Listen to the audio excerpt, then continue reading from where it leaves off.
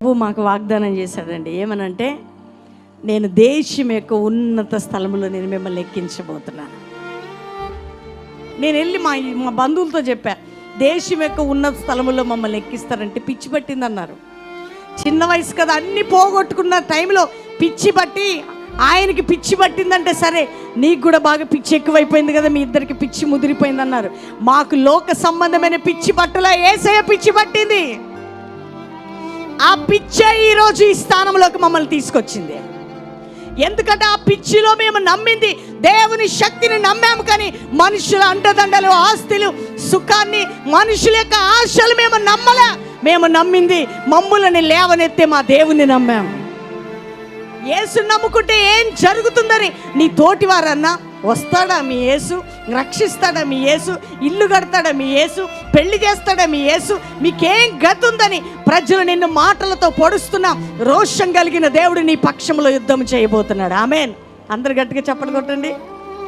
అందరూ అన్నారు, తినటానికి లేదు, కట్టుకోవటానికి లేదు, ఆ డొక్కు సైకిలు, ఆ బ్యాగ్ ఒకటే, ఇదేనా మీ జీవితం అంటే ప్రభు అన్నాడు, నేను నిన్ను పిలిచిన దేవుడను.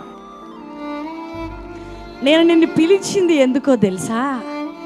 నేనేంటో నీలో నుంచి ప్రపంచానికి చూపించడానికి. నేను ఏ దేవుడనో, నా సత్తా ఏంటో ఈ బెల్లంపల్లి పట్టణంలో వెలివేయబడిన నిన్ను, తృణీకరించబడిన నిన్ను, తినటానికి లేని నిన్ను, బెల్లంపల్లి పట్టణానికి చరిత్రను సృష్టించే, ప్రపంచాన్ని బెల్లంపల్లికి తీసుకొచ్చే సేవకులుగా నేను మిమ్మల్ని లేవనెత్తుతాను. ఈ మాట కూడా పోయి చెప్పానండి. అలాగే ఇంకా ముదిరిపోతుంది పిచ్చి అన్నారు ప్రజలు. దేవుడు మాకు బయలుపరిచాడు, ప్రపంచమంతా బెల్లంపల్లికి వస్తానే. మొన్న 50 days జరిగినప్పుడు, ఎవ్రీ ఇయర్ 50 days జరిగితే ప్రపంచమంతా బెల్లంపల్లికి వచ్చిందండి. ఎందుకంటే ప్రపంచమంతా బెల్లంపల్లికి వస్తుందని 99లో చెప్పినప్పుడు దేవుడు ఎవరో మాకు తెలుసు.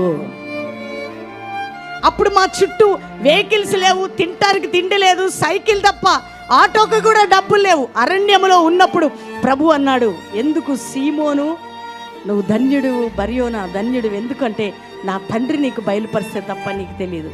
అందుకే బండవి, ఈ బండ మీద నా సంఘాన్ని నేను కడతాను. మన పోరాటాల మధ్యలో ప్రభువుని మనం గట్టిగా నమ్మినప్పుడు, ఆయన ఎవరో మనం ఆయన ప్రత్యక్షత ఎరిగినప్పుడు ఖచ్చితంగా మన దేవుడు మనల్ని పైకెత్తుతాడండి. ఎందుకు భయపడుతున్నావు? ఎందుకు నీ జీవితంలో దిగులు? నువ్వు కన్నీరు కార్చడానికి